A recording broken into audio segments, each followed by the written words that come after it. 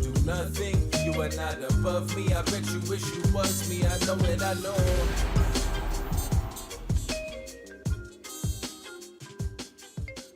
What's up, everybody? Welcome to the OnlyFriends podcast. We are scrambling. We're late.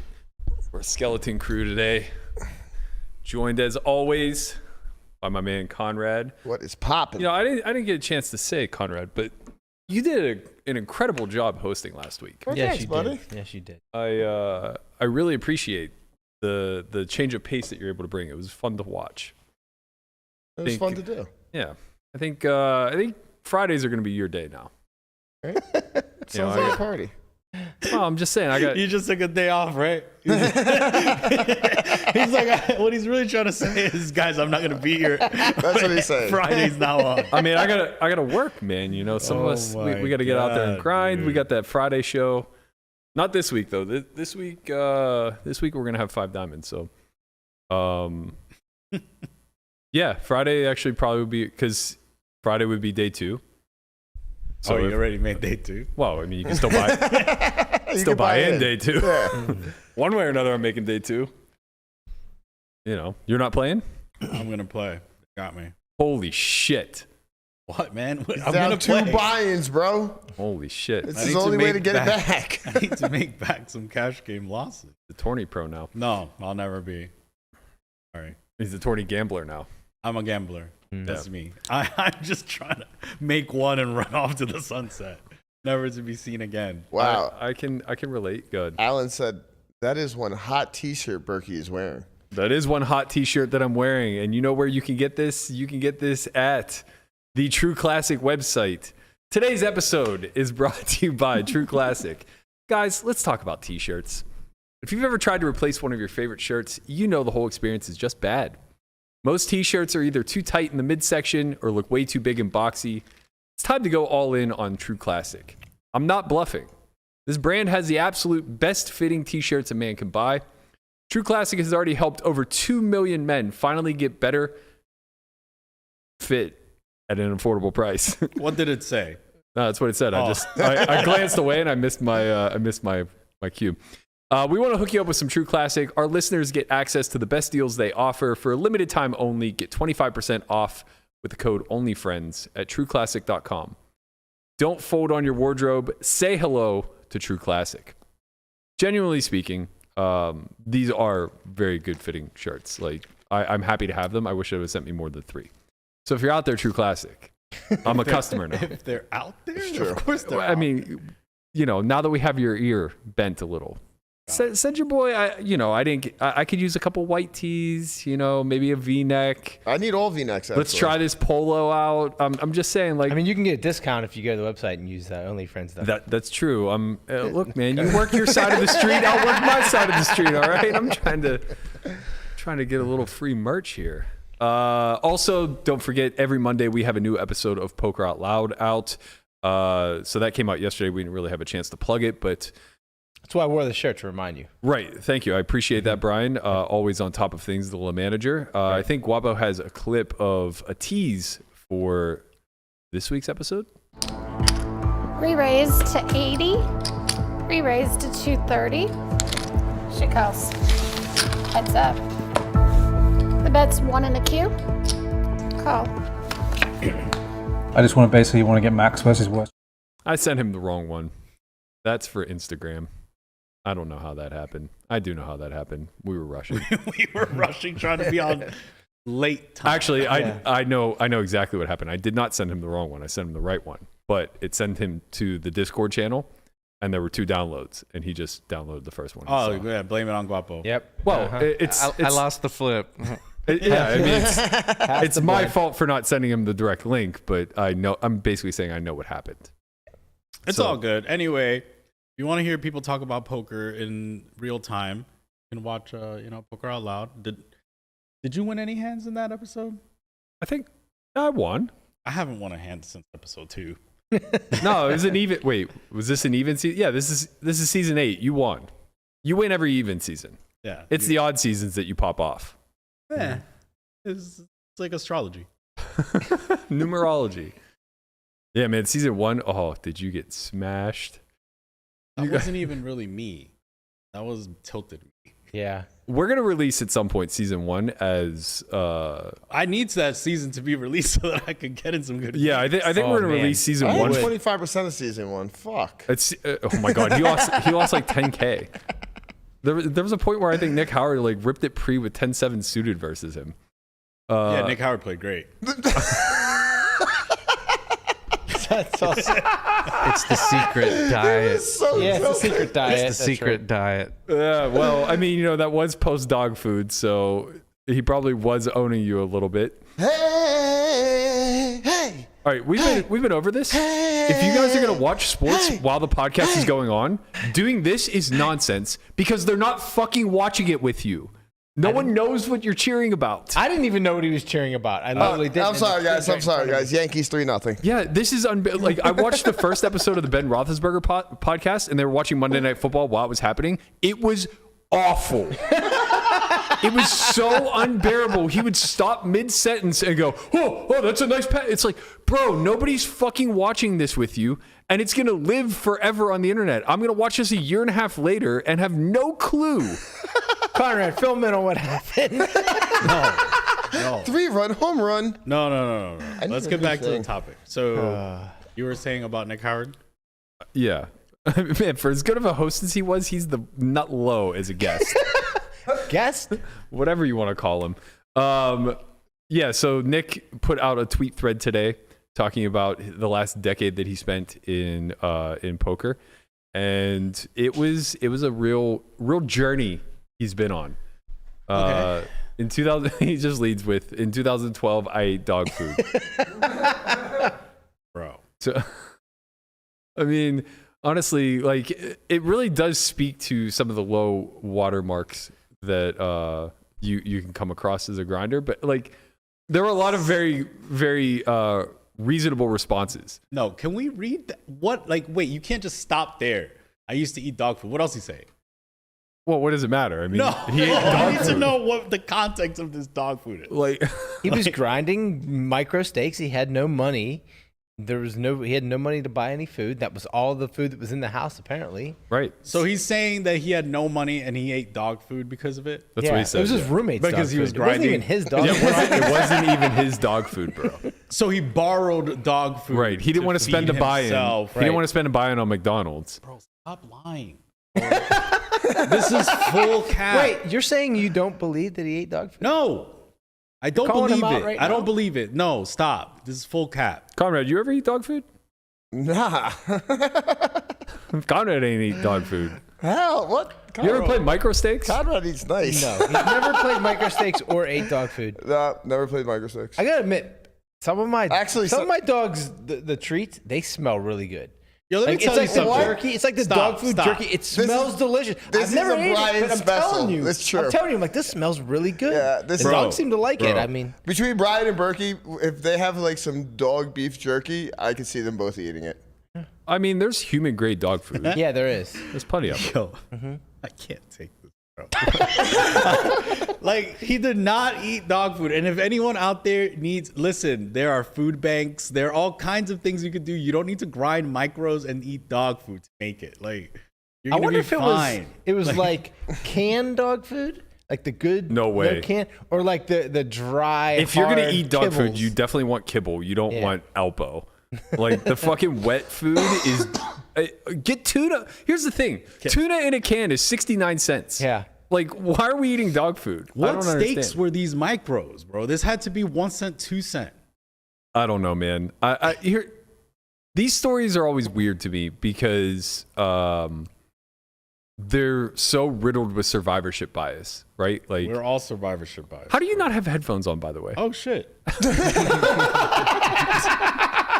I think I was following things well. Like, I just don't talk when other people talk. Yeah, no, I mean that's fair. It is really for Conrad more than anyone. There's headphones over on the other side. These stories of I started with a free roll and never had to redeposit, or I was grinding micros and eating dog food, stay hard, like I want it. It's just like, well, you made it because you're talented and you have the ability to kind of figured the game out in a way, and you're resilient. Obviously, it speaks to resilience, of course, but it's not necessary. It was unnecessary. That was the main thing I took away from this. Like there's like someone in the comment, I don't know who said it, but they said that they're like human food is cheaper than dog food. In a lot of instances, yes. Right. Like I mean, it's. Look, I grew up Not dirt fucking poor. food, but yeah. I grew up dirt poor, not knowing where my next meal was going to come from, and there were plenty of days I went hungry. I've never eaten dog food. Did you have a dog? At times, not always, but like at times. My dogs have eaten human food because it's cheaper than fucking buying dog food a lot of the time. Yeah. But like, yeah, I mean, I'm not trying to be overly critical of the threat. I get the point that he's trying to make. Exactly. It's speaking to resiliency and it's speaking to the ability to adapt and grind. And honestly, when I met Nick, he was kind of like right off of pivoting from getting burnt out studying game theory. Mm-hmm. And it was really good timing because I think that he was kind of at that point that we all get to, and I think this is more true now than ever, where especially like now that the general knowledge of game theory has increased so much, where you just get to a point where you understand like, okay, like this is very good on a principle level, but it's not necessary at the application level. I don't need to play theory optimal in every single spot because A, I'm human and I can't, and B, I'm playing against humans who are giving me a better alternative, right? They're offering me a way to make more money if I would just pay attention. And so Nick was like at that point in his study, and I was already pretty heavy into exploits, but lacking a lot of fundamental ability. So we kind of like, met in the middle, and like at that point in time, we both had like similar interests as far as like what it was that we were pursuing. But that's still just a byproduct of him being a very intelligent individual who is able to articulate and speak to the trouble points that he had along his path. We all have this path that have been here for a long time, right? It's like, well, I struggled with this, and I overcame. And it's like, sure, but like there's a lot of people who just didn't. So we have so much bias. What are you laughing at? Yo, I remember some wild story where it was like an academy that was going on, and Nick was just like in the back listening, and then he's like, you know what about game theory? And he takes his hat off and he's like, you see this bald spot right here? Oh, yeah. That's from all the studying of game theory. You see this one right here? That's from all the... I'm like, yeah. He's like, that's what you get when you do thousands of hours of game theory. You become bald. It's true too, and it wasn't like Mel pattern baldness. It was like stress baldness, where he was like losing his sideburns. Right. It was wild to see. I mean, I remember when I was broke. Phil Collins, USC Phildo Online, was staying with us and crushing at the time, and I was just dead flat busted. And he was really, really, really high, and goes, "I would give anything for a peanut butter and jelly sandwich." Like, define anything. He's like, "I'll give you $100 if you make me 2 PB&Js and a glass of milk." Gourmet PB&Js, best ones I've ever made in my life. Yeah, I bet. Easiest hundo I've ever. Like, this is what you do, man. You know how much fucking ramen and tuna I can buy for $100? A lot. Eat for a month. Yeah. Oh, ketchup, you just. Yeah, I'll give you $100 right now if you can make me a PB&J. I'm not poor. Give me 1,000. I was gonna say I'll go for 2. Jesus Christ! My rate went up, man. My time's worth something now. You don't just get to have me do It doesn't take you that long. Doesn't matter. I gotta go to the store. There's nothing here, so actually, I can get you some stale bread. $50. That bread's been down there for a long time, and it's still soft. I don't understand. Dude, It's gotta be. God knows what's in that. Yeah, it's Yeah. got Preservatives that are in this. Like, if you have a loaf of bread sitting on the shelf for like a month and it's not moldy, you don't want to be eating. You don't want to be eating if it's moldy, but you don't want to be eating I do if want it's to talk not about. either. I do want to like kind of pull in the subject of survivorship bias though, because there's a lot. Like most of the players that you see had to have some. Like, of course, there's a lot of players that are talented and things like that. But there's also a lot of players that are talented that didn't make it because they ran really bad early on in their career, had to go get a job, etc. We've kind of like touched this subject before, especially Jason Kuhn talks a lot about this, where it's like many of us, a lot of good things happened early, and it landed us in the position we're in. Yeah, and even if good things didn't happen to you early, good things happen to you after your failures, right? Like it's just it's a silly thing because it's such a catch-22 where the truth of the matter is that success for almost everybody is born out of variance and luck, right? So it's not to say like we put a lot of weight into the tangibles and intangibles of a human being and saying like, oh, well, this person's dedicated and resilient and intelligent and all of these things. It's like, yes, that's absolutely true. And that is a byproduct of why they made it. Without those things, they definitely don't make it. But they're also lucky because there's another person who's also resilient and intelligent and diligent and all of these things, and they didn't make it. Yeah, they're just on the negative side of variance in the beginning, and they went broke, and then they pursued something right else. Or even neutral, like in an industry like poker where the edges are so razor thin, you know, you may experience no good or bad luck and it's not enough, right? Like it's that's what I mean. It's so difficult for us to actually understand how tangible a skill set even is in this arena, especially with how fast people are able to kind of learn the baseline now that could allow you to be a winner versus somebody who doesn't understand baseline strategy. So yeah, I mean, like, unfortunately, because you don't want to give people excuses for failures, but you also just don't want to give too much of a pat on the ass for successes. Right. It's just really critical to be relatively even keel because at the end of the day, like, the human nature of things is that we're not that unique. You think we're not that special?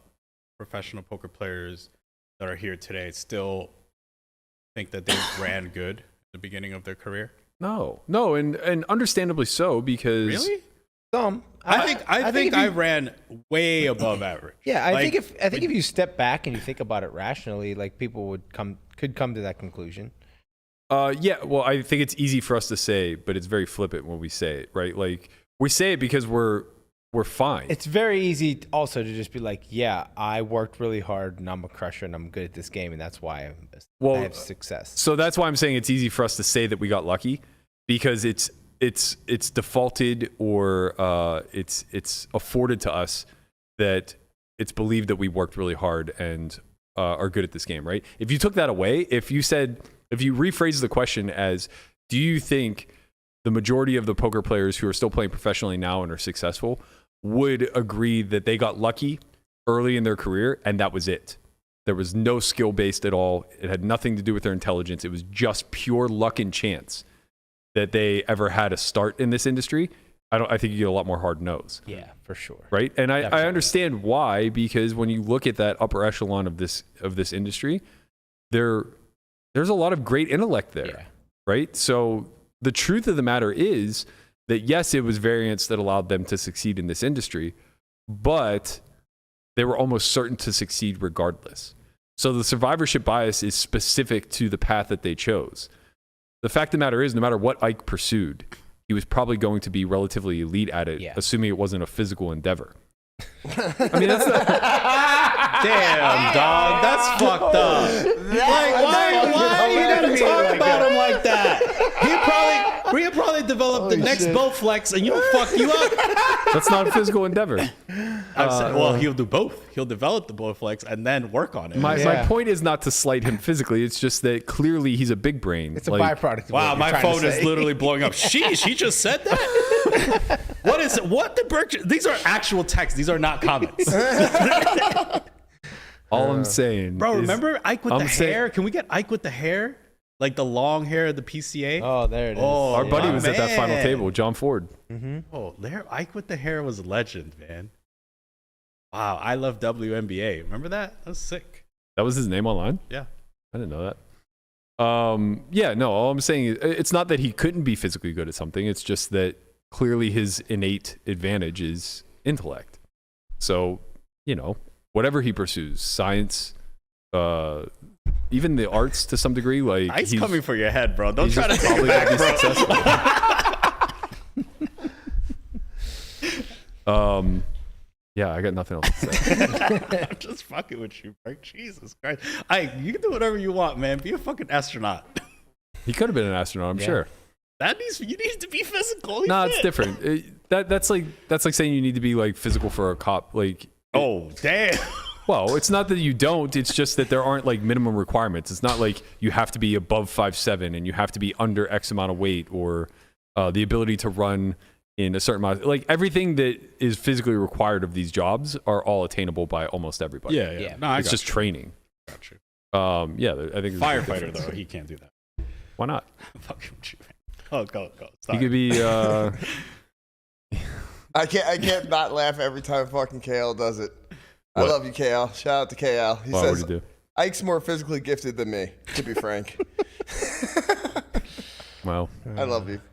Yeah, that was a Absolutely funny. love you, He told me a KL. funny story on like this summer, where it was either Andrew Neiman or Brad Owen, and they went to like give him a high five, and he's like, "Nah, man, it happens all the time. Don't worry." Like, poor KL. I fucking love him, man. no, but he makes fun of it. No, Yeah, I know. right. I know. That's why he's the best. Yeah, I think it is funny the way he leans into humor. He's fucking great, dude. I don't know what I was about to say. I lost my train of thought. I am doing I guess not a podcast. It's a watch and comment. I don't know. It's a watch party. Watch yeah. party. There you go, watch party. Yeah, watch party. Feels like a weird thing to say. When I think of watch parties, I think of like 20 women in a room watching Wow. Real Housewives of New Jersey I'd be there. With you. with Brian. Lamanna. Yeah, with Lamanna. Just BravoCon, you just missed It's BravoCon. a man. Popping some rosé. It's the 2022 version of a watch party where like Wait, the- people. it's the COVID version of a watch party. is what it is. It's kind of changed the way people watch things together. They watch it in a group online. You used to do this shit all the time. I was ahead of my time. Nah, you guys don't know about this. Christian, whenever he had a girlfriend, anytime he had a girlfriend, his way of spending time with her would be to be in a different state or in a different place and sync up Netflix to watch a movie together while texting. Mm-hmm. It's adorable. That's good. That's how I kept my relationships going. Then I could go play poker and not get in trouble. Yeah. It was fine. Worked out well. You're ahead of the game, The Chin. big brain. How is DR Mamacita trying to say this is true? The big brain version of this, Chin, would be to pick a movie that you've already seen, just go play poker, and Wow. and text with her as you need. You're like, we're gonna watch Rounders. You big player over there. I see you. I'm just saying, Nah, like, you got all the moves. well, I'm not gonna spend time alone watching a movie with somebody that I'm texting with. Like, Berkey's fucking playing 3D chess over there. He's- yeah, I'm trying to get this moving. You know, like I want to be at the gym, like getting texts like, "Oh yeah, worm, scumbag, total scumbag." That worm. Wait till you see what happened. Oh no, wait, I haven't seen this yet. I'm sorry. That's crazy. Berkey's out there. But yeah, anyway, so I'm doing this watch party with Poker Go today, No Gamble, No Future, which apparently as a promo, they interviewed my former roommate, Brent Hanks, over. Oh, he said some shit about you. Oh, he said some shit. Asked Matt before we sat down what it was like to live with one Brent Hanks. Is that right? I said, give me the 20 or 30-second version. He says, I give you the one-word version. Disaster. Well, it wasn't my doing. That was all Burke. I You don't know, know, he it makes picked a fight every night with one of us. He Really? just refuses to be wrong. Asked Matt. Refuses to be Yo, wrong. time out, bro. Yo, we all love you, Burke, but he's 100% right. He's not lying. He's not I don't know lying. what the fuck you're talking He's about. not lying. He's 100% right, bro. Nah. This is your nature, man. This is how you are. Like, we love you for it. It's like, we know that around 8 p.m. you're going to say something controversial. We're going to be like, Burke, maybe. And then you're like, what you mean? And then it begins. I will say that there, especially in my younger days, but even now, when I've been thinking on an idea, I will promote a discussion where I'm basically crowdsourcing it to my friends where they've put no thought into the topic and I've put a lot of thought into it. This goes back to elementary school. Yeah. Okay? No, this is true. So, I've been dealing with this shit my entire life. So I'll bring something up like in an inquisitive manner, but I've already like really thought long and hard about the debates on both sides. And the second somebody takes a position, I'm just looking to kind of go after it. I think you get better that way. You know, it's how you steel man stuff. I've been a witness to this when with Andy. I was about to say, I mean, anytime. it's so. Well, the Andy thing's been going for 4 anytime years. you and It's Zeus so are in a room crazy. together, they No, get no. He's speaking specifically of the next and path or Oh, whatever. that's right. This has been man. Goes all the way back to Princeville, I think. Are we talking next Tuesday, this Tuesday? Yes. Okay. So to tell you guys, Oh, he's right. who? Andy. Agreed. Okay. I know this debate. I've heard it before, but go ahead, bro. Okay, that's fine. We'll let the audience decide. You're right, though. Technically, he is correct. But that's just the technicality. Oh my god. So the debate was this had to be in like 2017 when the final season of Game of Thrones was supposed to come out, and it was like October of 2017. We were watching football, and somebody said, "Yeah, so Game of Thrones was announced for April of 20, or to come out in next April." And I corrected them and I said, "No, it's coming out April of 2019." So it was 2 Aprils away. And they said, "Yeah, next April." I think it was Andy, obviously. He's like, "Yeah, next April." I'm like, "No, next would be the next coming April, which is April 2018. And he goes, "No, that's not how that works. That's this April." I'm like, "No, this April is the April that just passed." He goes, "That was last April." And I'm like, "It is last April, but it's also this April." And we got into this huge war over it. And I know technically speaking, he's correct, but that's just not, in my experience, the way people use next. He basically said, like, if you're referring to April of 2018, you would just say April. So it comes out in April, which is true. You would do that, but you would also just say next April. Like today's Tuesday. If I said, we're going to have a podcast next Tuesday, what day would you think that we're doing that on? A week from today. The next Tuesday. But that's because we know how you talk. No, it's because that's most common, I believe. And now all these examples keep popping up. So there was a day where I was asking Jeff Platt if he could come on, and it was a Monday, and I said, so abiding by Andy's rules, I said, "Hey, are you free to come on the show?" And Jeff was like, "Oh, I'm not free today. I'm not free tomorrow, but like I'm free anytime thereafter." I go, "Okay, cool. Are you free to come on Monday?" And he goes, "Well, I told you I'm not free today." And I just screenshot it and I sent it to Andy. That's great. And he's like, "What's your point?" And I go, "Well, if I would have said next Monday, I'm pretty sure he would have been like, yeah, next week is fine." Right, but like you wouldn't call like You would just say tomorrow Monday, next Wednesday. right? No, so this is what. Oh, this is the asterisk exception? Yeah. Well, you have to understand, Andy is technically correct. So, of course, in order for us to have adopted something that is non-technically correct, there are unwritten rules. And LeMan and I, we've hashed this out. The unwritten rule is the halfway mark, right? Right. So if you're 3 days away from something, then that's this Wednesday.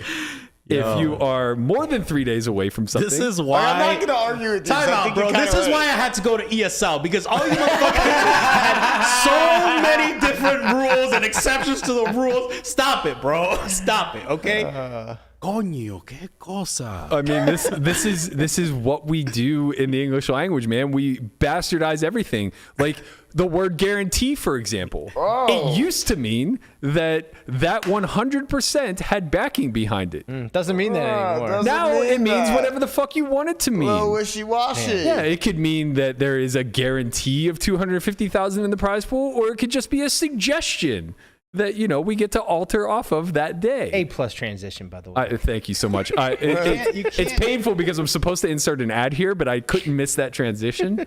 So, while we move into what we're talking about, there was a recent $250K guarantee for an $1,100 event, I believe, at Bellagio Five Diamond. Traditionally, the prelims have always done very poorly at Bellagio. It's just not a tournament house. They don't have enough tables. It's a cash game house, first and foremost, right? So it's very difficult for them to justify shutting down 40 or 50 cash games to run an event. And we even see this during the Five Diamond main, where they struggle a lot with registration. Five Diamond's always popping off. It usually gets, somewhere in the neighborhood of 1,000 runners. But in the process of that happening, oftentimes late reg is like through the door. Like you might have an hour or 2 hour wait in order to get in because they just can't add enough tables. So, with that said, the prelims just don't do well because they don't dedicate a lot of space to it. They don't dedicate, oh man, hiccups, sorry. They don't dedicate a lot of advertising to it. It's just never known as a place to travel for prelims. So you don't have people coming from the East Coast to play in 1100. You don't have the grinders, the mid-state guys, the people that the Venetian absolutely target, right? Instead, you get the high rollers. So they kind of leaned into that, and they started just running more 10Ks and 15Ks. And even those fields haven't been doing great. I saw the PLO was a 9-handed field yesterday. 9. Yeah.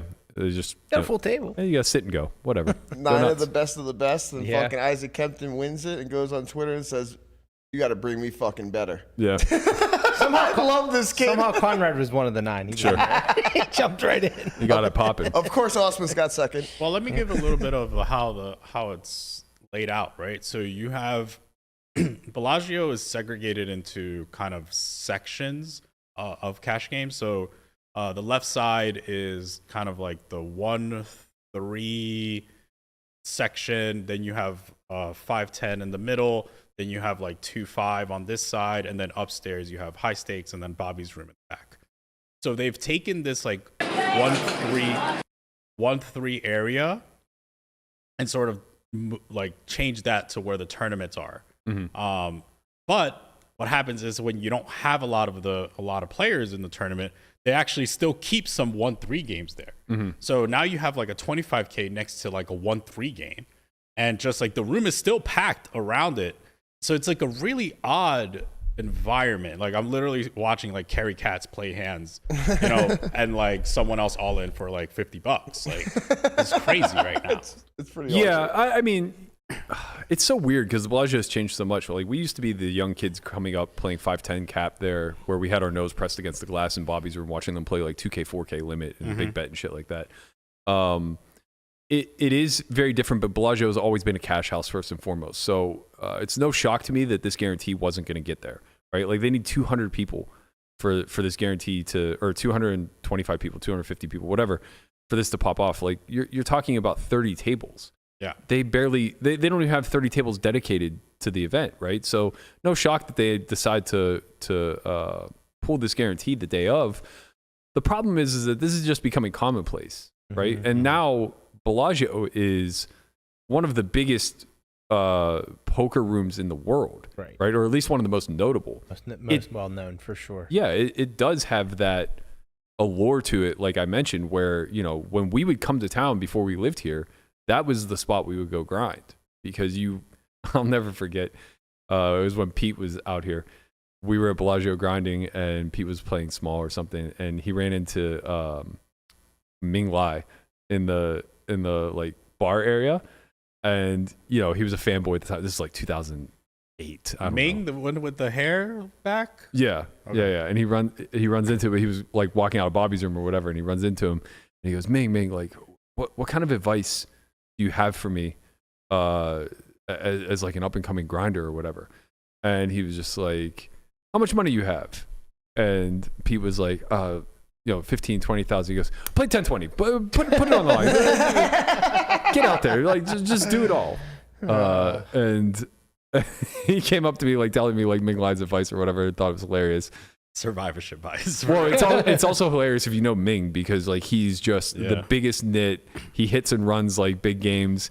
We used to, we would, like, really thwart him anytime he would come in Ivy's room and try to sit. He'd be like, oh, seat open? We'd be like, nope. Like, we're just putting chips all over the table. We're playing 3-handed.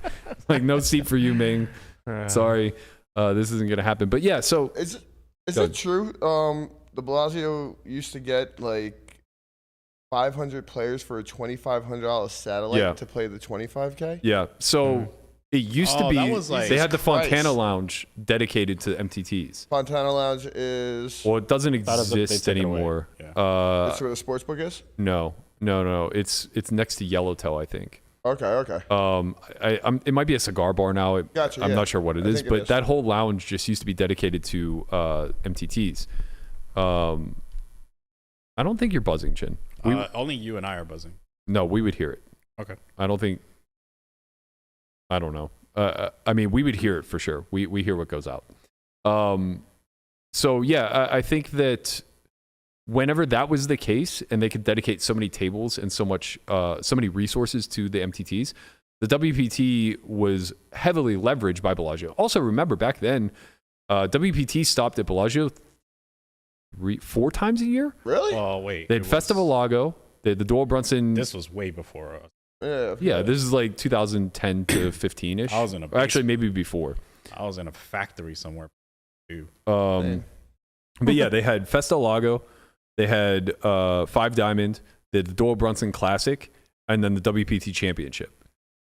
And I could be wrong in that maybe the WPT Championship was the Doyle Brunson, but I don't think so. Okay. I'm pretty sure Doyle Brunson was an open field event in the WPT. Yeah, I think they were separate. Yeah, so 4 times a year they were coming to Bellagio.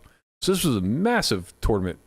As far as like WPTs go, Commerce and Bellagio were like one every season. Looking at one every more. season. Oh well, yes, yeah. Sorry. So it was 4 every season at Bellagio. LAPC was the biggest 10K on earth at the time. And then you had Foxwoods would host. I think whatever was it that Antonio and Gus won at Foxwood, right? Yeah, like they won some huge. Yeah. Oh, and Legends at the bike was also massive. Yeah. So yeah, like the Cali swing basically. Legends. What's the one at Bay? LAPC, Bay 101, Thunder Valley. No, Thunder Valley didn't. That was later. That was like 4 years ago. Yeah. So it was LAPC, the one at LAPC, Legends, and Bay 101. Yeah. So like that little collective was like what Cali represented. Then Vegas got 4 a year in Bellagio. 1 or 2? No, Foxwoods had the East Coast back then. Borgata didn't get in until maybe like I want to say like 2010. Yeah, it was a year like Bobby Abudi year. Yeah. Much like I could be wrong. Borgata might have always had one. Borgata, when were they built? Like when did we first start going there? I mean, we were there for like the opening, 2005 or 6. Yeah. Okay. But yeah, I'm pretty positive they didn't have WPT whenever they were in the old room. No. So I think they got it once they moved to the new room, which was probably closer to like 2008, 9. It opened July 2nd, 2003. Okay. Yeah, but they didn't have stuff like that. Yeah, they didn't have poker or anything yet. Yeah. No, they had poker downstairs, but I don't know if they had a WPT or not. No, that's what we're saying. Until they moved the poker room, the landscape is so different. Like I didn't start playing tournaments until way after all that stuff was gone. Like I didn't even have a Doyle Brunson Classic and stuff like that. Like that was all gone. And most 10Ks were gone. 10Ks, this is the first time I've seen 10Ks like more consistently pop off. I think for the last decade, 10Ks were kind of gone. They turned to like more 5Ks, more 3500s, being like the WPTs. And now it seems like they're making a resurgence slowly. And I think a lot of that came from experiments in the Florida market that WPT did, where it was like... Yeah, I think the 3,500 price point with re-entry became the clear industry standard. I also think that like re-entry had a big part of that. When what we're talking about was all single entry. That's insane. There was no re-entry to any of this stuff. It wasn't like a thing. They had like rebuys. So they were smashing like 1.5 million for the win with no re-entry. Yeah. But remember, they were running a lot of satellites. Tons of satellites. Online, what happened to online satellites? People don't do them anymore. Well, like, online, they would just run so many online when online was so also huge, there were no right? prelims. So like when you would come out to Bellagio, the prelims were the satellites. Wait, there were no prelims? No, I don't think so. I mean, LAPC had they always had that big bolsterous schedule, but that was unique. I'm pretty confident in the no prelim thing because I would have been grinding like the smaller stake stuff back then. I just wasn't. When I would go to Borgata to play MTTs, so they did have MTTs prior to switching rooms, because I made that final table in 2005. But that was, I'm pretty confident that was like pre-WPT. That was like small stuff. They would put a schedule together that was like average buy-in of 1K. It didn't culminate in a WPT I don't event. think so. Because like think there might about have it, been we like would a have been main firing event, but Saddies. maybe it wasn't. Yes. It wasn't a WPT till eventually the WPT brand came in, and what that tournament series ended up being. To give you an example, sponsored. when Fallsview got WPT for the first time, this must have been like 2007, 8, 9, somewhere in that area. They had one prelim, and they would just like lean on cash games. So the cash game list would be like 100 deep. Same thing with Bay 101. Bay 101 only ever had one prelim. and you had to like text Savage. It was almost like a private prelim because it would cap. It still exists, sort of. Well, when we were we don't there know. last time. And then they would run megas satellites, and they'd run super satellites into the mega. Yeah. Right. Yeah, it was everything was just a satellite funnel to get people to get into to the main event. Right. Yeah. The prelims were the satellites. Correct. Essentially. Yeah. People didn't grind tournaments at an average buy-in level below 10Ks. They grinded satellites to try to play 10Ks. So Borgata immediately got WPTs. Okay. 2003 was their first one. September of 2003 was their first one. 2 months after they opened. Oh wow. Okay. 2 months after they opened. Huh? So always was. I don't know. Probably Amnon Philippi or It someone. was a 5K with 235 entries. Oh, that's small. Well, I mean, I guess 2003 was like It was their first one. slightly pre-boom. The following year, I believe it Probably was like 10x. So actually, it was 2005. The main went to a 10K. Mm-hmm. So And they brought it back down to a 35. Not till That's way a lot. later. didn't they go to a 15 though at some point? Well, they had a championship No, there. there was like a year. There was 1 year. I'm one sorry. year. I'm sorry. This was the championship. That was the 10K. No. I mean, like the actual WPT championship. Oh, gotcha. It was maybe 1 year, maybe 2. Yeah, I don't know. There was a weird period of time where it moved from Bellagio to Borgata and then to Florida, and then now I think it's it Aria? I think it's back. It's back over here somewhere. I think it's at Aria now. Yeah. Oh no, it's the Win this year. That's the 15K at the end of the year. But it changed because it used to be an invite only. Yeah. Then they opened it. Yeah, it's tough to keep up. But all right, let's get back to the point of the Rugging guarantees. Rugging guarantees. Okay, so initially they were like the stance that I saw on Twitter from Sean McCormick was that they needed flexibility and the ability to like change things on the fly. It seems like he took that stance back, and now his stance is that if they make a guarantee and they don't meet it, that they should be on the hook for the guarantee. Yeah, I think that his second stance is better. His initial tweet was basically saying like, listen, if you guys are going to be so unrelenting about the staff having certain options to pull guarantees and things of that nature, then guarantees are just going to shrink. Yeah. And I think as a community, it's like, okay, well, we don't care. Like, we don't care if guarantees shrink, because look at some of the ones that have gotten pulled, right? Like the one at Orleans was a 75K guarantee or something like that.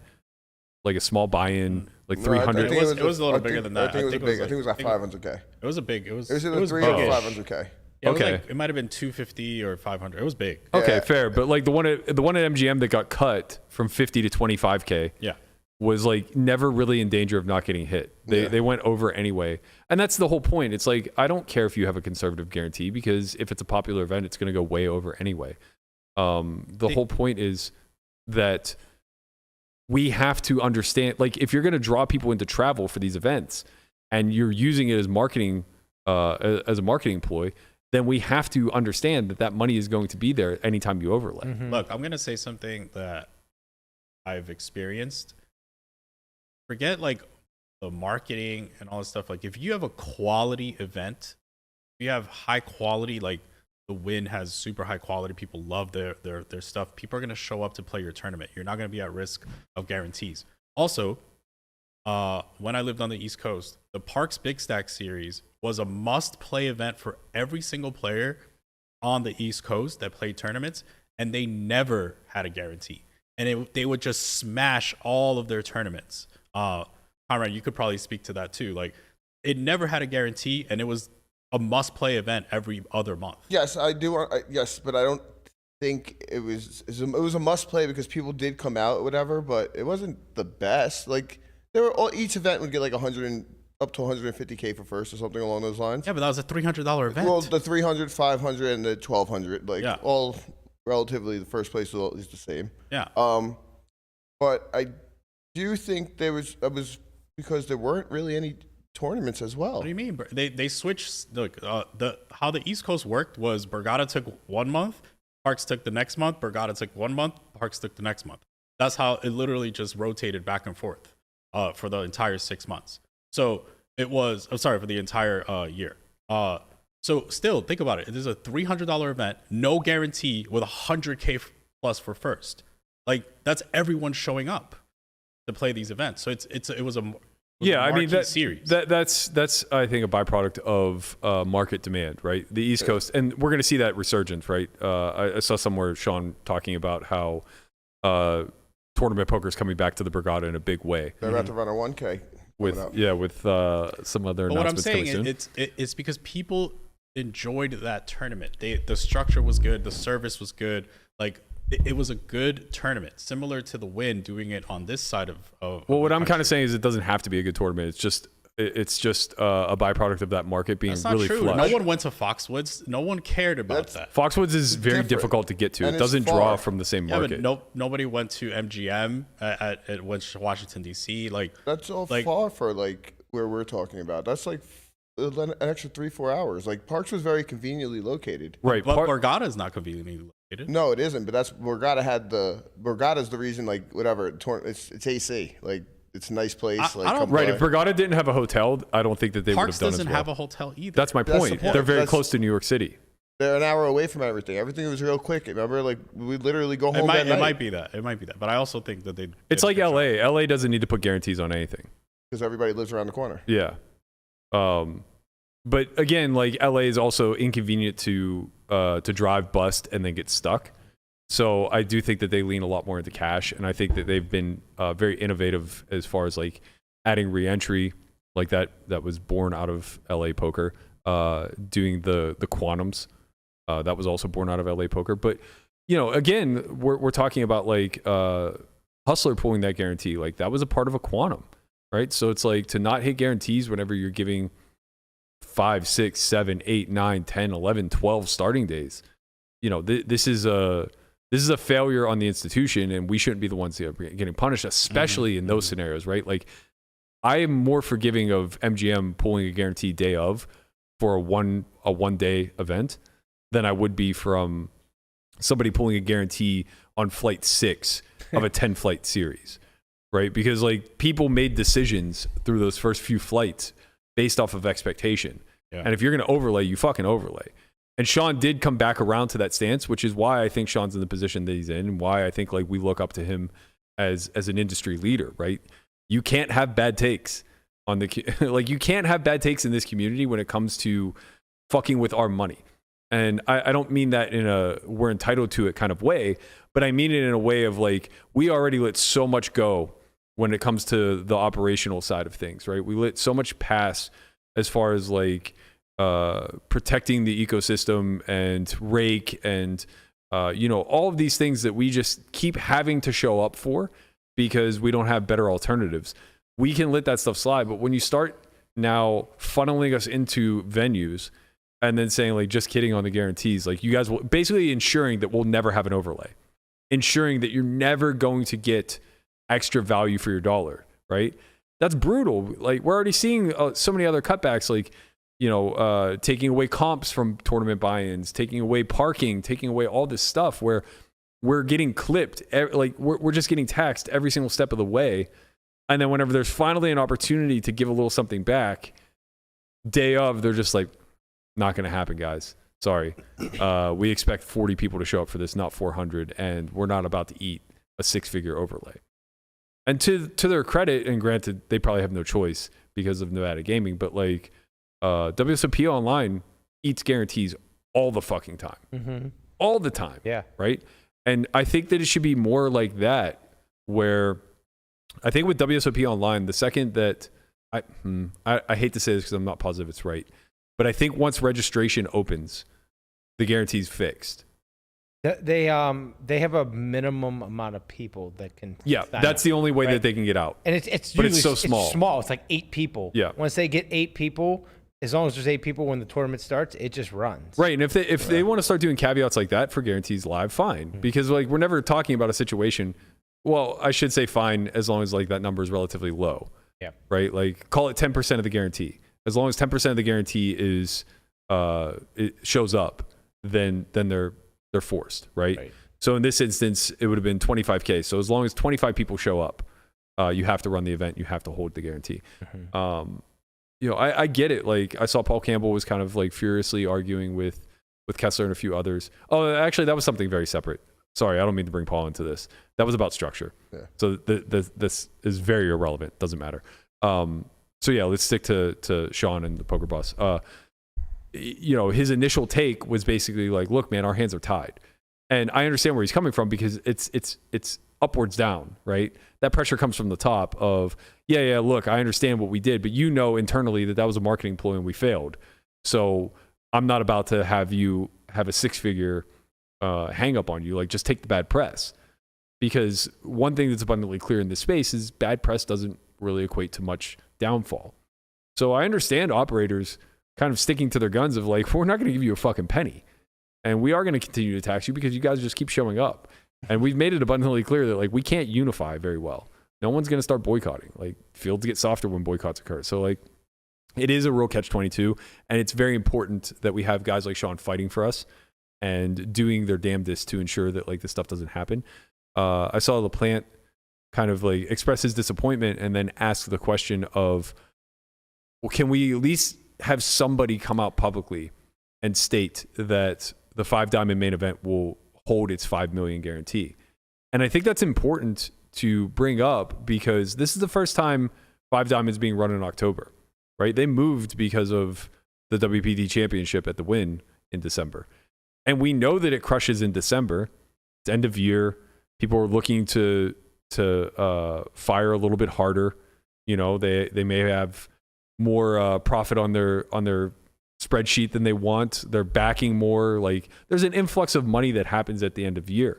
We don't know if we can anticipate that in October, especially when stables and people that are shot taking are going to reserve that money for the Win in December. So there is a chance that they don't get it. What is the what's the guarantee? $5 million. $5 million. So Win is triple that. Yeah.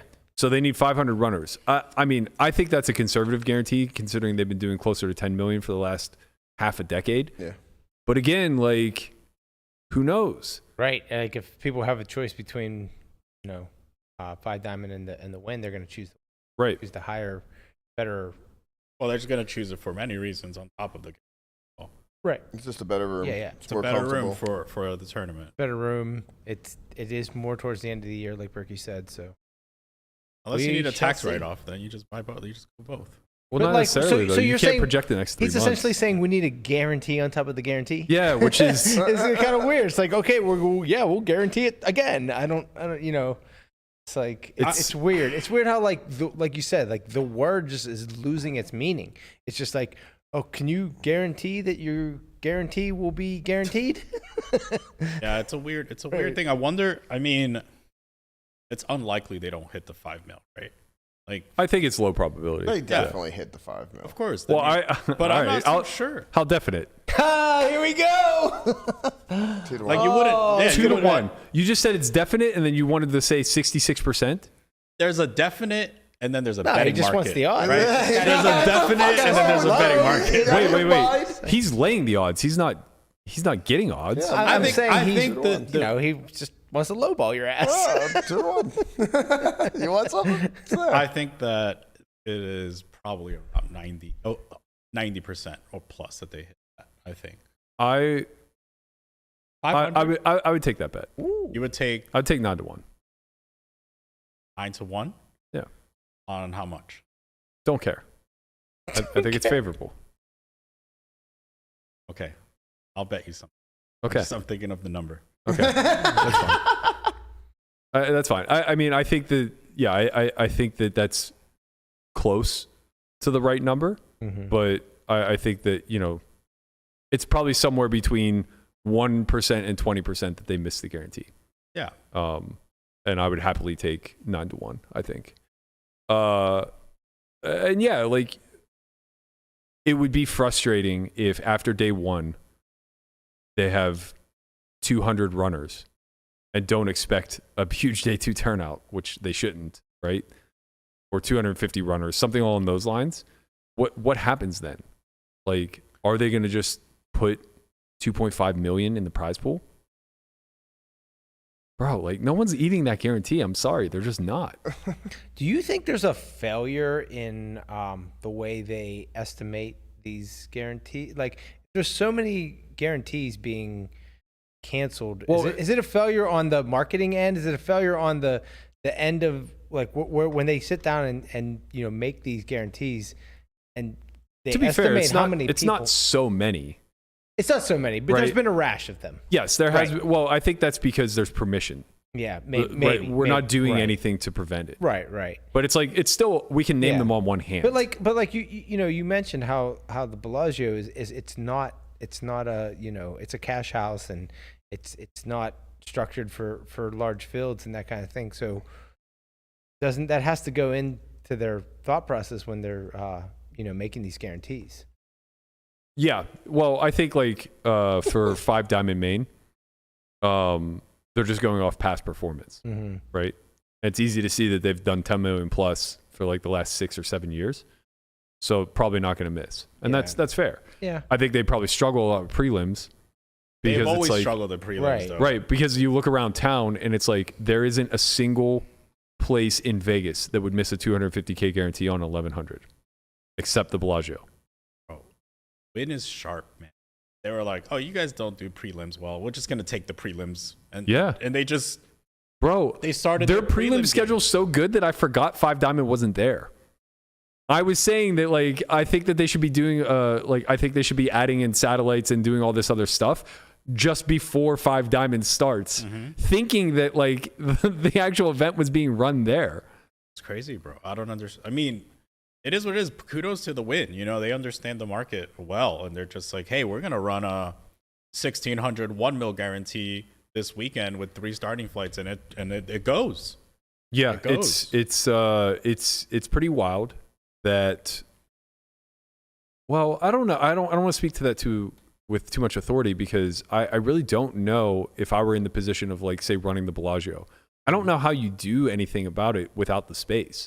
It'd be different if you could like get the sports book, right? If you had the support of the casino and said like, hey, we're gonna give you 60 tables to do whatever you want with in the sports book, which is what the Win gets for what it's worth. Right, but I remember them having tables They did it. They did it for like 2 years of the. But that year was insane. The year I remember.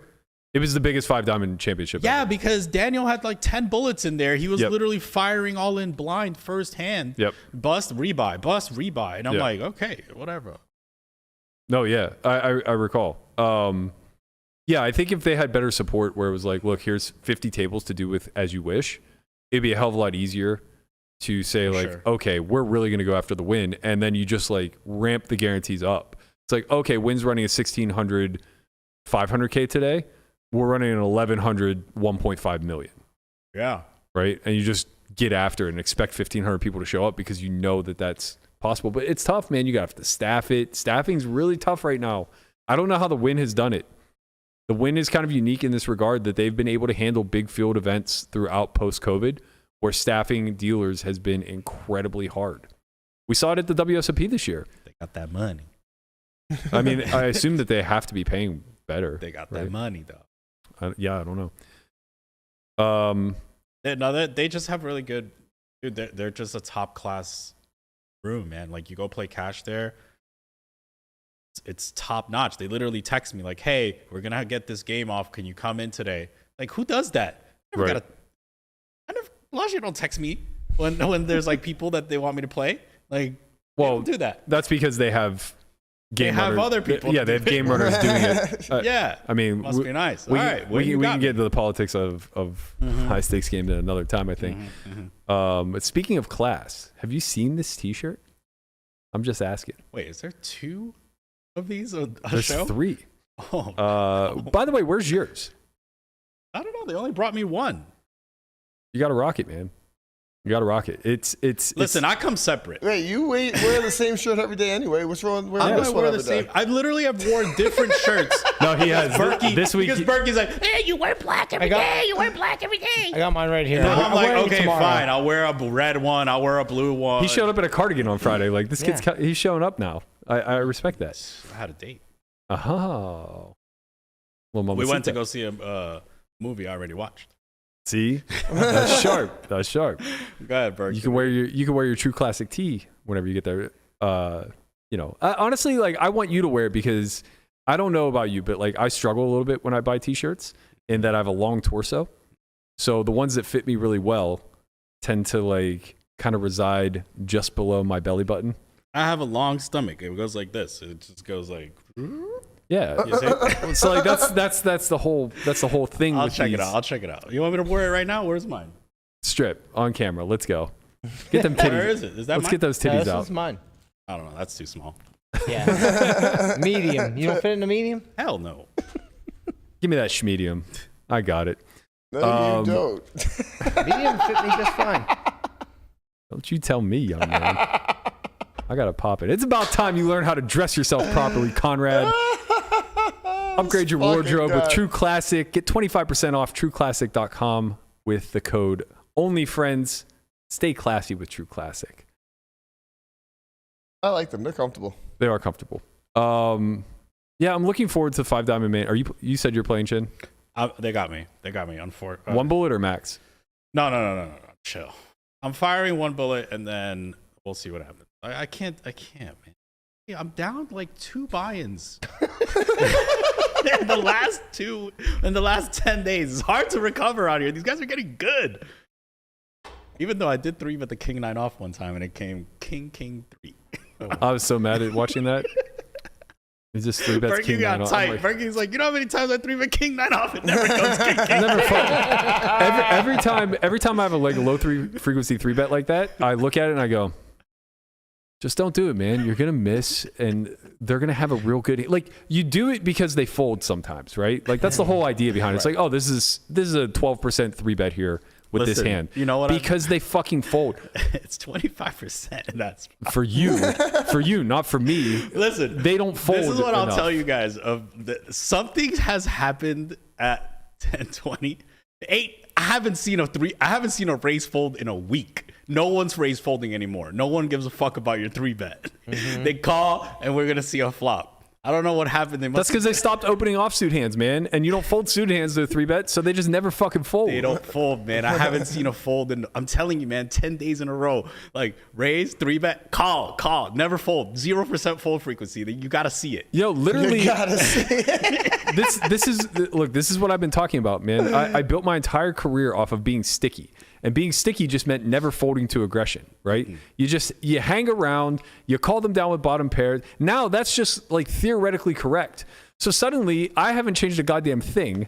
And I'm out here just punting off fucking stacks. And they're like, that was a really good fucking line, man. That was a really good. I understand you lost 1,000 big blinds, but like, that was, you know what? You're too good for this game. We're gonna have to give your seat up to somebody who doesn't put 1,000 big blinds in with one pair. Okay, too good, just too fucking good. Because now people that we want to play with are people that fold. Just fold, man. You just fold. I'm like, no one folds anymore. You are seeing a showdown. No one wants to give up red line. And it's just everyone's like, fuck that. Red line through the roof. You just have to bet bigger, man. You gotta work in the 3x pot sizings to your to your strat. I'm scared, dude. I'm down to buy it. No, the thing is, like, you have it. You just only have it on river. You got to bring it to turn and flop. Sometimes you got a 3x pot jam. You know. Sometimes you just got to do it. Like whatever. Oh, we have 10 SPR. I'm all in. I'm fucking scared, man. Landon talks about that in his don't course. even in his go down 3-bet. there. That's right. Landon does talk about that in his course on how to defend 3-bets, Christian. Exactly. I'll watch it. Maybe you should watch his course. No, I know how to defend the 3-bet. I'm saying they do too now. It's scary. Okay, they don't fold to the 3-bet. You're not doing it right. I'm gonna have to 3-bet bigger. I'm 3-betting bigger. They're opening at 60. I'm going to 300. Fuck that. It's all coming full circle, man. I can't. I was very frustrated when people started studying hard and game theory became a thing. But I kind of chuckled because everything was small. It was all small and checking, and like we just got to rivers more, and I was just like, whatever. Like, people were bad. I'll find ways to maneuver around that. And you did. You just started check raising a whole bunch more. You started like, just calling lighter. Like, oh, you're going to lay me 10-1 on the river? Like, fuck you. I have ace high. Beat it. I don't care. And then they show up with like 6 high and they're just like, what are you doing calling me with ace high? I play aces the same way. Yeah, my book at home told me that like I just do this with my entire range and what the fuck. So it's just like, okay, well, everybody still stinks. Then they realize you're allowed to bet bigger because it's an unlimited betting game, and the pot size bets started coming in. I'm like, fuck, man. I remember whenever I used to just be able to pot and bluff people would fold. We talked about it all the time. And now people are getting resistant to pot size bet. Now that's not even the big bet anymore. Now Pot is normal. now it's like, yeah, pot is just like what the turn is going to be all the time. Bro, Imagine in like 5 years when they're just calling 3x pots like it's Tortoise, nothing. They are. Tortoise, you need to start playing bigger. I know. That's all I hear. you gotta bet. You gotta play bigger to respect. So now here we are. Everybody's getting back to the fucking massive bets. Big Bet Berkey, who's been doing this for a goddamn decade and a half, is getting dwarfed by some young shit who's been running sims for the last year and a half. He's been waiting for this sim to finish for 18 months on 10x pot shoves. And it finally converged. Finally finished. It finally converged. He And has he's like, there's two hands he could do it with. yes, exactly. There are two hands that he gets the pure 10x pot jam with, and now he has all of the keys to the universe unlocked. This is what's gonna happen. It's gonna just And turn then he can't into, get in the game. Right. It's just gonna be. You're just gonna limp pre-flop and then just open jam the flop. Look, I'm telling Just you like this. 15x pot. I'm coming back to sitting 1,000 blinds deep and opening 5x. It's just the way. Everybody has pre-solved ranges pre-flop. Exactly. What are they going to do? Stop playing King 9 suited to 5x? Yeah. Fuck no. Yeah, they are. No, they're not. I'm telling you, I represent the mass. No.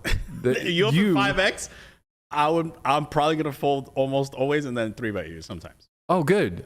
What did I just do? I got a good player to no longer play with me. I'm not that good, dude. I play 2-5. Here we go.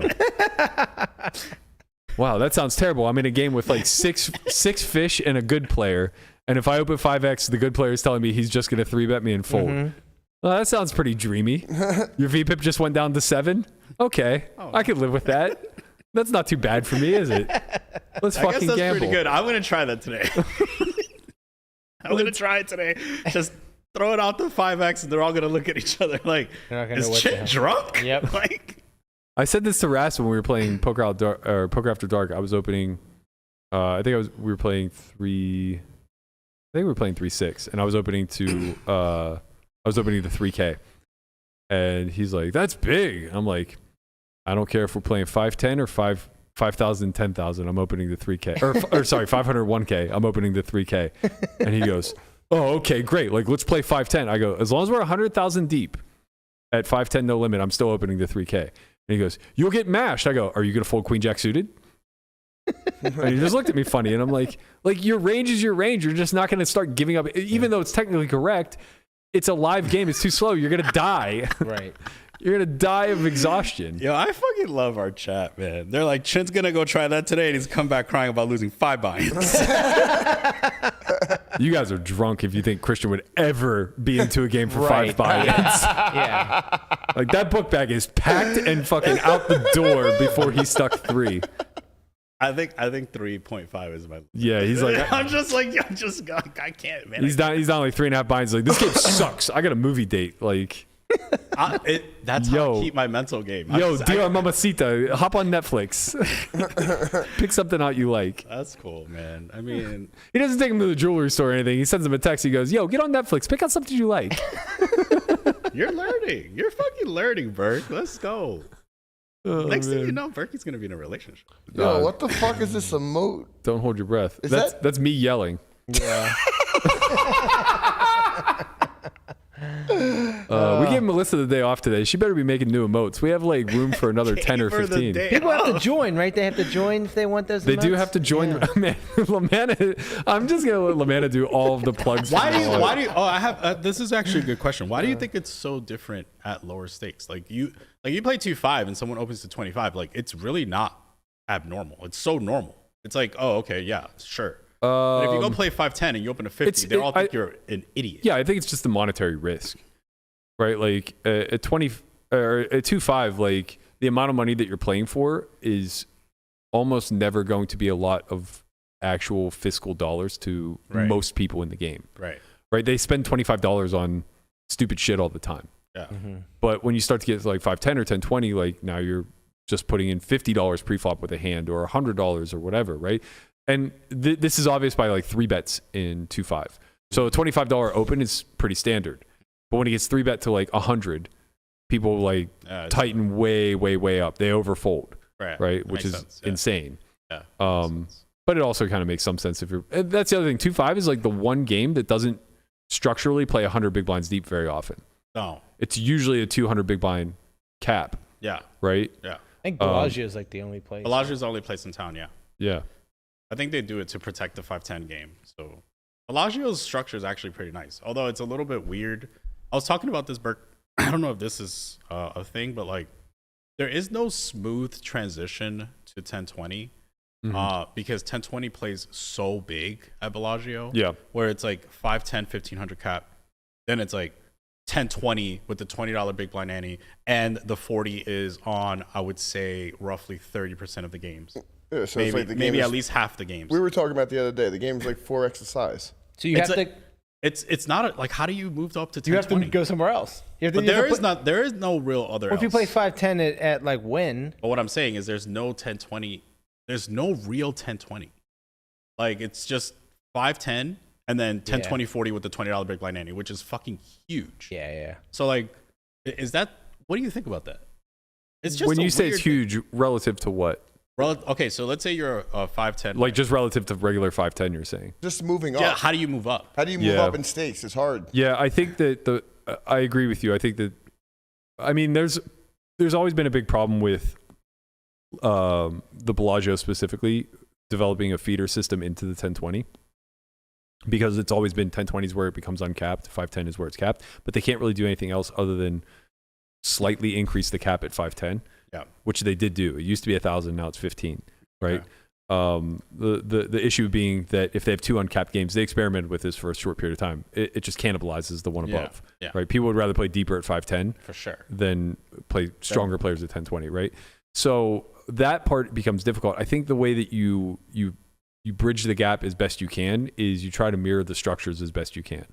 So 5-10 should be playing like 2K cap with an ante.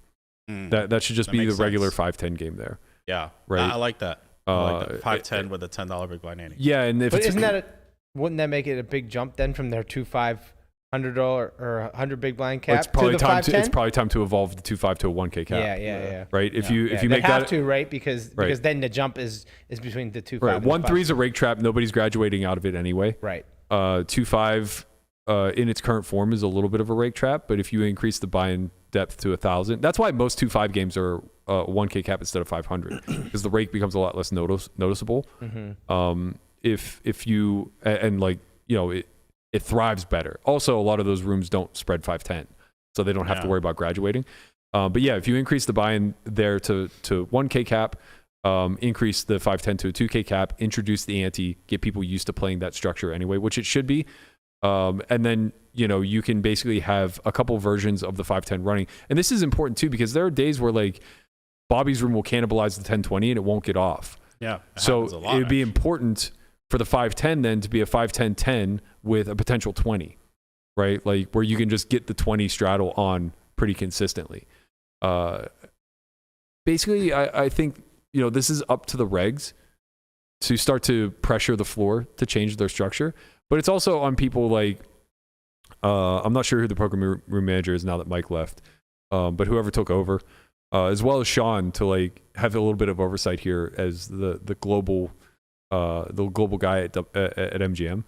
I think his job, though it may not be that important to the people above him, that Bellagio operates in a certain way or Aria operates in a certain way, I think it's pretty critical to the MGM brand that certain rooms are incredibly strong, right? Like you want the Borgata to be an incredibly strong tournament stop. Yeah. You want Bellagio to be an incredibly strong high stake cash room. And you want to create a system where people are flowing through that ecosystem from bottom to top. And then Aria, you want it to be the VIP experience, the luxury stop, right? Where it's okay if they never get 5-10 there. It's okay if they just spread 1-3-2-5 and then 50-100 or 200-400, right? Because it's lavish. It's a smaller room. It's a boutique almost. Yeah, that makes sense. I think that's the way you want to cater. You want to have your high roller scene there. I think they make a mistake sharing it with Bellagio, and you can see that in the turnouts. Aria runs one that gets 26 people. Bellagio runs the same event, it gets 10. And that I don't know why, right? Because it's the same pool. Yeah, but it's such a nice, like I'm picturing, I'm not in that scene, but it's like they stay at the Sky Suites. You know, those are the people that travel. But like, why is Sean Winter showing up at Aria and not at Bellagio? That type of thing. Yeah, it makes sense. Right. I don't know why, but it could be a byproduct of what you were about to say, where if the whales aren't there, they're not coming. Yeah, that makes sense because Bellagio doesn't have that same like. Right. Yeah. I mean, I don't know. I think about these things. I was talking to my nephew about this today, and I think it's really important to understand. This is going to be a bit of a tangent, but I promise you, I'll bring it around full circle. He's 23 and just really trying to figure out life, right? Like he's examining a ton of different life paths. He's dabbled with being a mechanic. He's very passionate about cars. He's dabbled with, doing some like digital editing, some videography, stuff like that. He's dabbled with like fitness and nutrition, and now he is friends with somebody who owns a barbershop. So he's dabbling in becoming a barber and learning the skill set. And what I said to him is that I think that's great. You should be spending your 20s investing all of your time and energy into developing skills, right? Not worrying about the monetary return on it, because it's about playing the long game.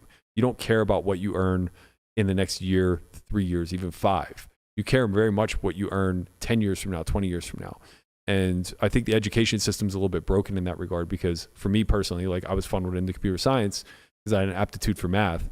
And the selling point was you'll come out of college making $60K a year, right? Which was in 2004, a very healthy income. Now it's probably, maybe double that, something like that. So the intelligent people get funneled into high floor jobs, right? But at 21, you shouldn't give a fuck about the floor. You only care about the ceiling, right? And what I was talking to him about was like, look, I think this is great that you're developing this new set of skills. It will serve you for sure. But it's capped. It's incredibly capped, right? Like becoming a barber, the scale to this is opening shops. And that's a lot of fucking work for a skill set that may get replaced by a robot down the line. I mean, it's not that hard to think that we have robots driving trucks cross country. Like I'm sure they could give me a good fade. We have what driving who? Robots driving trucks. We have robots doing surgery, right? Like heart surgery. I'm pretty sure we could get a pretty precise fade out of a machine somewhere down the line. So it's like, okay, so not only are you capped at your potential earn, but also it may just be a skill set that gets completely wiped away and replaced. It's like the way you need to think about developing skills is not what I can earn with this set of skills, but how does this set of skills scale? So, I gave the example of like computer programming. So it's like, okay, off the cuff, it seems like, okay, well, if I know how to code, then I can become a programmer, and a programmer is going to earn X, and the ceiling could be like maybe 5X, right? And that's a nice living, but that's not the point. Understanding how to code, even if you're just self-taught, doesn't mean that you have to become a computer programmer. It can allow you to develop websites. It can allow you to develop tools and apps and all of these things that can then be scaled into other areas of business, right? Yeah. There's an entrepreneurial aspect that can branch off of this certain set of skills. And I was like, you really need to think in those regards, because though I don't think, I think this skill set will serve you well in the short term and you'll do well financially, it's going to do nothing for you in the long term. You need to be able to develop skill sets that you can otherwise leverage in an entrepreneurial way. Yeah, I was talking to a lot of people when I was back in Jersey on, because they work in private equity. And I was like, okay, what kind of people do you look for? And they're like, basically, those guys that work in private equity, these are like really high net worth individuals. The firm basically in that sort of field are looking for unicorns, basically people that know a little bit about coding, know about media, know how to communicate with socially with people, make deals, negotiate. This VC space, private equity space are looking for people that have knowledge in almost all areas and enough to I don't want to say get by, but enough to be understood in all those spots. Yep. And understand the landscape in all those spots. Right. You want to be able to communicate to people who are above you in this skill set, but you know enough exactly that you can demonstrate value. Exactly. And now leverage that into some other sort of entrepreneurial task. It's true. And they're like, okay, do you understand media? Do you understand coding? Do you understand communication? Do you understand all these things, as well as, you know, the primary things that they're working on, which is like creating DCF models and all this other stuff. Yeah. Yeah, so I think that's very important. Real quick, want to give a huge shout out to Matt Plumley for gifting 5 Thank you, subs. Matt. We appreciate you there, sir. Thanks, Matt. But yeah, so this whole notion of being considerate about where you invest your time in a way that scales. Like I said, you know, it's easy for you without putting much thought into it to dedicate yourself to fitness and nutrition, because even though you don't think of it this way, that scales, right? That's a skill set that will serve you for life, and it branches out beyond that. You can better your family, you can better your relationships, you can better the people around you simply by dedicating some amount of time daily to fitness and nutrition, right? So that is an obvious one that scales without even thinking of it in those terms. This idea of thinking in scale, I mean, I don't know. I don't know that I'm different, or that maybe I just like am older and wiser, but like this is the way that my brain's kind of wired. It's the way I've always seen the world. It's why I spent my 20s risking so fucking much in hopes that by the time I got to this point, I'd be a little bit more well off. And, you know, by and large, I got lucky, and that is the case. But I do think it's also a byproduct of having this long-term vision. The idea of the infinite game, right? Simon Sinek wrote a good book called Infinite Game, and the difference between an infinite mindset and a finite mindset is short-term, long-term, right? It's sacrifice versus trying to be somebody who like gobbles everything up in the near term, right? And I think that that's very critical whenever we're talking about how it scales into poker, or sorry, how it applies into poker, because a lot of the people that are running this room probably aren't thinking in terms of what's my room going to look like in 5 years, right? They're just trying to increase the bottom line day over day, month over month, year over year in order to secure their job, in order to ensure that the people above them are happy. And oftentimes when you're in that middle management position, that does feel like the role that you're dedicated to.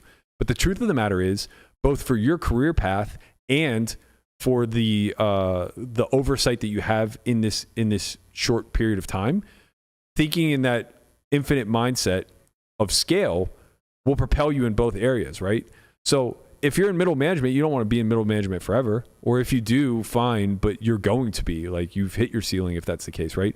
If you actually want to go up the corporate ladder and move, then you have to be able to project 5 years into the future, 10 years into the future for the job that you currently have, and figure out like how you're going to offer value in such a way that maybe now the numbers are going to remain a little bit flat and your performance isn't going to jump off the charts, but 18 months from now, everybody's going to be wildly impressed.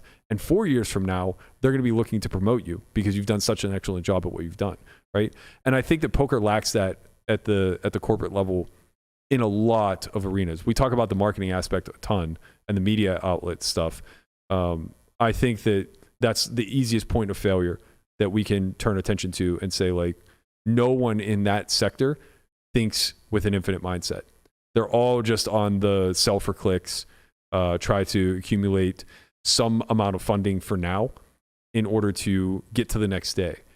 And I hope that, you know, you guys can speak to this a little bit more, working with me day in and day out, and also just like your own thoughts to it. But I would hope that that's everybody's vision with OnlyFriends, right? We didn't start this podcast because we want to talk 5 days a week on the mic forever, right? We started this podcast because, or at least I would hope so anyway, because we think that 12 months from now, 24 months from now, 36 months from now, this could blow up. Right, exactly. Yeah. Fuck you grinning at. I really thought you just wanted to talk, dude. Who? Oh. Me. He just wanted to bring arguments to his friends. Yeah. Well, I heard that, you know, Brent Hanks thing, and I was Brent Hanks, and I'm like, yeah, I thought that's what we're doing. He was like, that's why I'm just gonna bring all my friends. This way I can just argue with them all on air. The truth is, I thought you were getting older, and instead of doing it at night, you wanted to do it at 1 p.m. in the afternoon. I mean, I did think that there would be an entertainment value provided to everybody, but the truth of the matter is, if we're really getting to the core of the mission statement of OnlyFriends podcast, why it was truly started, right? Like the absolute driving force, it was to pay off Conrad's tab. It was. It was 100% a means to an end We're to gonna get need this guy out of Hawk. 5 million subscribers. Right. If everybody who subscribes to us became a member for a year, I think Conrad would be free and clear. Oh, baby. Everybody that subscribes. It would be about $200K a month in revenue. Seems like it. Yeah, about $2 million. I think that would get you free and clear. What do you think? You could make it on $2 million, right? I don't think you'd be getting paid back yet at $2 million. I honestly, maybe 4. Legitimately, like to the three of you. Well, actually, more to Brian and Christian. Do you think if Conrad was gifted $2 million tomorrow, that he would stave off being broke for the rest of his life? No. No. I thought you were going to say the rest of the year. I thought you were going to say the rest of the year. I mean, like, yeah. I'd take $1 million. This is the thing. I'll be in 100% honest. This is what's going to happen.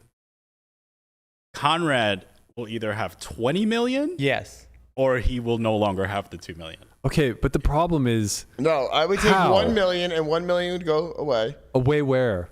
Where it always goes, away. And then... Bro, you don't have to hide anything. This is a tax-free $2 million. It's hidden from me. Right, like that's what I'm saying. Stuffing it under a mattress until you dust off the first $1 million isn't exactly a financial plan. No. You know, there'll just be 1 million in action. Let's just say that. There'll be 1 million in action immediately. Now, when you say in action, Chapo got it. when you say in action, do you, in your heart of hearts, believe that action has a plus EV number attached to it or a negative EV number attached to it? Depends on what I feel like doing that day. Right. So it doesn't I've never. Depends on what's going on. Who knows? I think I think we're getting the Yankees might be fucking playing. If the Yankees are playing, it's obviously plus EV. I don't know what to tell you. I think we're getting to the crux of the problem here. I confidently don't think that he would have 20 million. I think the luck factor is too high. A lot of people get lucky though too. I've also been through. Well, that's my concern is that you've been busto to robusto to busto enough that I would think if you got handed 2 million tomorrow, you would finally say okay, new high score. We can chill. No. Oh man, that tab shit just keeps getting bigger. Who the fuck am I chilling for? But if he got to 20 million, then he would be like, fuck it, I got 20 million. What are we gonna do? What are we gonna get? What are we gonna gamble this 20 million? Right. So if you had life goes on, you just make sure you If you had 20 million, do you think that you could stave off being broke forever? That I hope. 20 million? Yeah. Yeah. You think? Yeah. I think you could. It's expensive buying all those fucking Yeezys, man. Yeah, don't talk about my motherfucking closet. He'll buy a piece of Yeezy. He'll buy a piece. You'll have 0.5%. He'll have 0.5% of the company. I was gonna say he might be just a vested owner at that point. Mm-hmm. Yeah. Look, I mean, you have to respect it too. The fact that someone's willing to just fire and create wealth for real life is strong. People are too conservative. Oh no, trust me, I'm all aboard the Conrad train of let's get it popping. Yeah. I just wish there was a board of trustees who could kind of oversee what we're popping. Conrad LLC, I don't do nothing crazy nowadays. That's because the tab is a little bit more restricted than your pockets when you're flush. No way. But I haven't. Yeah, like the Conrad board of trustees. The thing is, it's so funny because you have no idea who Conrad is when it comes to that type of sense. You have literally less than zero idea. Of which sense? Psychopath gambling. You have less. I see the conservative version. You come off of this you think you know. You have no idea. You have less than zero. Right, you've matured through each of the iterations of going broke. By so much. Yeah, I get it. Chin was there for level 1. Right, level 3. Level 1 was all negative edge gambling, for sure. Level 1 was blackjack online, probably. Yeah, that's negative edge gambling. Yeah, for sure. Compounding negative edge too, coming out rapidly. Yeah, it was okay. It was all their money. By their money. Some of that was my money too. Yeah, his too. Wow, that's the original tab, bro. It was online blackjack. I'm so happy that tab has not moved to you. Conrad has a 6-pack of tabs. I don't know what you're talking about. Nah, that's why he switched to Pepsi. His tab of mine is cleared. He cleared it. I only have 2. All right, hey, and they're not big either. Well, yours isn't big. Well, you have bigger. Okay, so as a man who thinks in scale, I'm not thinking about the tab in its current state. He's thinking about the tab in 5 years. Right, I'm thinking of the 5-year plan of the tab, you know? It's not like I don't have an anticipation of the tab like regressing here.